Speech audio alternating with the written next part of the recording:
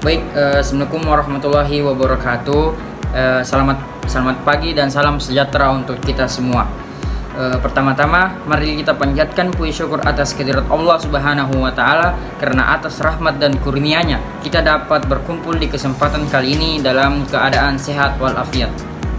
Perkenalkan, saya Nurul Ihsan Faisal dengan NIM 15841104424.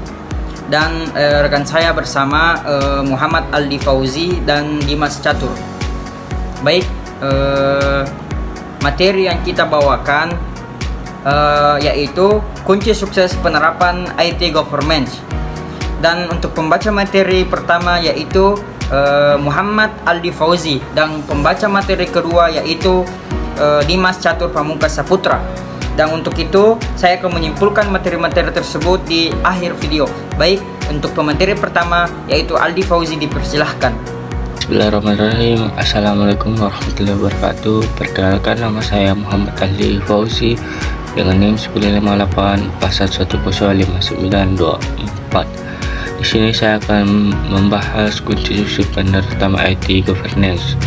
Penerapan IT Governance yang efektif memerlukan beberapa kunci sukses yang harus dipenuhi. Berikut adalah beberapa kunci sukses penerapan IT Governance. 1. Komitmen dari top manajemen. Top manajemen harus memiliki komitmen yang kuat untuk menerapkan IT Governance. Komitmen ini sangat penting untuk memastikan bahwa IT Governance menjadi prioritas dalam organisasi. Top manajemen harus memahami pentingnya IT Governance dan memastikan bahwa IT Governance diintegrasikan dengan strategi bisnis organisasi. 2. Pengertian yang jelas tentang tujuan bisnis. Organisasi yang harus memiliki pengertian yang jelas tentang tujuan bisnis dan bagaimana IT dapat mendukung tujuan tersebut. Dengan demikian, IT Governance dapat dirancang untuk mendukung tujuan bisnis organisasi. Organisasi harus memahami bagaimana IT dapat membantu meningkatkan efisien, mengurangi biaya, dan meningkatkan kualitas layanan. 3. Framework yang tepat. Organisasi harus memiliki framework IT Governance yang tepat untuk kebutuhan mereka. Framework yang tepat dapat membantu organisasi dalam mengelola dan mengaudit IT dengan efektif. Beberapa framework IT Governance yang populer adalah COVID IT. 4. Pengukuran kinerja. Organisasi harus memiliki sistem pengukuran kinerja yang efektif untuk memantau keberhasilan penerapan IT Governance. Pengukuran kinerja dapat membantu organisasi dalam mengevaluasi efektivitas IT Governance dan melakukan perbaikan yang diperlukan. Organisasi harus memiliki indikator kinerja yang jelas dan terukur untuk memantau keberhasilan penerapan IT Governance. 5. Komunikasi yang efektif. Organisasi harus memiliki komunikasi yang efektif antara stakeholder IT dan bisnis. Komunikasi yang efektif dapat membantu memastikan bahwa IT Governance dipahami dan didukung oleh semua stakeholder. Organisasi harus memiliki saluran komunikasi yang jelas dan terbuka untuk memfasilitasi komunikasi antara stakeholder IT dan bisnis. 6. Pelatihan dan pengembangan. Organisasi harus memiliki program pelatihan dan pengembangan untuk meningkatkan kemampuan dan pengetahuan staf IT dan bisnis. Pelatihan dan pengembangan dapat membantu staf IT dan bisnis dalam memahami dan menerapkan IT Governance dengan efektif. Organisasi harus memiliki program pelatihan yang komprehensif dan berkelanjutan untuk memastikan bahwa staf IT dan bisnis memiliki kemampuan dan pengetahuan yang diperlukan untuk menerapkan IT Governance. 7.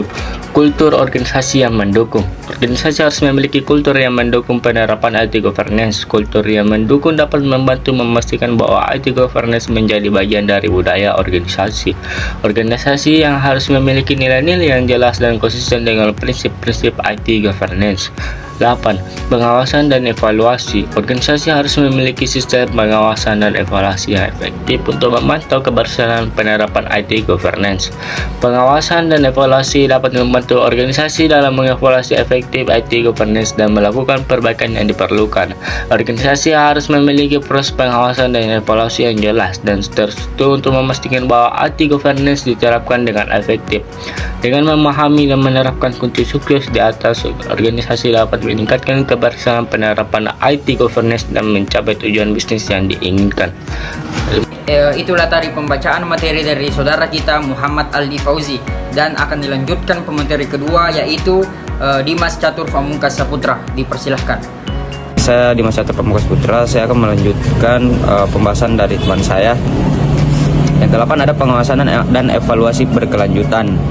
IT governance bukanlah kebijakan satu kali jalan, harus ada mekanisme evaluasi berskala untuk memantau efektivitas implementasi kebijakan, kepatuhan terhadap prosedur, dan kesesuaian sistem dengan perkembangan teknologi serta kebutuhan bisnis. Evaluasi dapat dilakukan melalui audit internal, benchmarking, dan feedback dari pengguna layanan teknologi informasi. Yang ke-9 ada pengelolaan risiko teknologi informasi secara proaktif. Risiko seperti kehilangan data, serangan cyber, kegagalan sistem, dan pelanggaran privasi harus diidentifikasi dan dikendalikan melalui strategi manajemen risiko teknologi informasi. Pengelolaan risiko yang baik akan menciptakan kepercayaan stakeholder terhadap sistem teknologi informasi dan mencegah kerugian yang dapat mengancam operasional organisasi. Selanjutnya yang ke-10, pemanfaatan teknologi yang tepat guna. Organisasi harus bijak dalam memilih teknologi yang akan diimplementasikan. Tidak semua teknologi canggih sesuai untuk setiap organisasi. Pemilihan teknologi harus mempertimbangkan kesiapan sumber daya manusia, biaya total kepemilikan, kemudian integrasi, serta dampak terhadap proses bisnis. Yang ke-11 ada kolaborasi antar departemen. Tata kelola teknologi informasi tidak bisa hanya dilaksanakan oleh Departemen Teknologi Informasi saja. Diperlukan sinergi dengan unit-unit lain seperti keuangan operasional, hukum, dan pemasaran. Kolaborasi lintas departemen ini memastikan bahwa implementasi kebijakan teknologi informasi relevan dengan kebutuhan operasional serta selaras dengan keseluruhan strategi organisasi. Dan kemudian di ke-12, dokumentasi dan standarisasi proses. Setiap prosedur teknologi informasi harus terdokumentasi dengan baik dan diakses oleh pihak yang berkepentingan. Dokumentasi ini mencakup SOP, kebijakan keamanan, alur kerja teknologi informasi, dan laporan audit. Dokumentasi juga membantu dalam proses onboarding karyawan baru, audit kepatuhan, dan mencegah kesalahan berulang akibat ketidaktahuan terhadap prosedur. Dan kemudian yang ke-13 ada manajemen proyek teknologi informasi yang efektif. Banyak inisiatif IT governance berjalan beriringan dengan proyek-proyek teknologi informasi yang besar seperti digitalisasi layanan atau pengembangan sistem informasi yang baru. Oleh karena itu, penerapan prinsip manajemen proyek seperti perencanaan, eksekusi, monitoring, dan penutupan proyek sangat penting untuk memastikan hasil proyek sesuai waktu, anggaran, dan kualitas yang ditentukan. Kemudian yang ke-14 ada kepemimpinan teknologi informasi yang visioner. Posisi CEO atau kepala teknologi informasi harus diisi oleh pemimpin yang tidak hanya menguasai teknologi, tapi juga harus memiliki kemampuan untuk menerjemahkan strategis bisnis dan kepemimpinan yang kuat dalam bidang TI menjadi motor penggerak utama bagi keberhasilan tata kelola yang berkelanjutan. Kemudian yang ke-15, pengelolaan aset teknologi informasi secara transparan. Semua perangkat keras, perangkat lunak, dan lisensi yang digunakan oleh organisasi harus dikelola secara efisien. Ini mencakup percatatan inventaris, pemantauan siklus hidup perangkat, dan kepatuhan terhadap hak cipta perangkat lunak. Aset teknologi informasi yang tidak dikelola dengan baik bisa menimbulkan kerugian dan risiko hukum. Kemudian yang terakhir ada dukungan, dan kemudian yang ke-16 ada dukungan teknologi informasi terhadap inovasi organisasi. IT governance yang efektif bukan hanya mengendalikan resiko, tetapi juga mendukung inovasi. Sistem teknologi informasi harus mampu merespon cepat terhadap kebutuhan pasar, membantu pengembangan produk, jasa baru, serta mendukung transformasi digital. Oleh karena itu, governance harus mendorong fleksibilitas, eksperimentasi terkontrol, dan adaptasi teknologi terbaru. Sekian dari saya, terima kasih. Untuk itu, saya akan menyimpulkan materi-materi yang telah dibacakan oleh teman saya, yaitu IT governance adalah salah satu tata kelola teknologi informasi yang bertujuan agar pemanfaatan TI sejalan dengan strategi bisnis organisasi. Keberhasilannya tergantung pada sejumlah faktor penting saling mendukung. 16 kunci sukses penerapan IT governance dan ringkasannya. Yang pertama, komitmen manajemen puncak. Dukungan aktif dari pimpinan sangat penting untuk keberhasilan kebijakan dan proyek IT. Yang kedua, pemahaman tujuan bisnis. TI harus dikembangkan berdasarkan visi dan saran strategis organisasi. Dan yang ketiga, pemilihan framework yang tepat. Framework seperti COBIT, ITIL atau EOS 38500 harus disesuaikan dengan kebutuhan organisasi. Yang keempat, pengukuran kinerja berbasis data. Gunakan KPI dan SLA untuk mengevaluasi performa TI secara objektif dan berkelanjutan.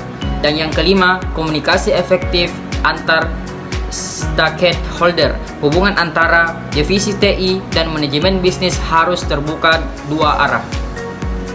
Kesimpulannya, keberhasilan TI governance tidak hanya bergantung pada aspek teknis, tetapi juga pada dukungan manajerial, budaya kerja, strategis bisnis, dan kemampuan adaptasi terhadap perubahan. Dengan memperhatikan kunci-kunci tersebut, organisasi dapat membangun tata kelola TI yang kuat, efisien, dan inovatif dalam menghadapi tantangan digital masa kini. Nah, itulah tadi materi yang kami sampaikan kepada kalian semua. Semoga bermanfaat untuk kita semua. Wassalamualaikum warahmatullahi wabarakatuh.